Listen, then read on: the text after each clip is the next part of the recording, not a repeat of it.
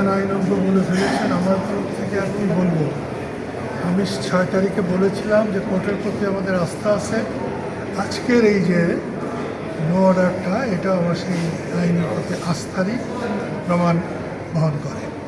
এবং দেশ ভালো চলতে হলে আইন বিভাগ, বিচার বিভাগ নিরপেক্ষ থাকা দরকার এবং আইন মতো চলা দরকার। ওকে, থ্যাংক ইউ। ক্লিয়ার, তার কথাটা হলো যে আইনের শাসন সুশাসন দরকার। ওকে, ওকে,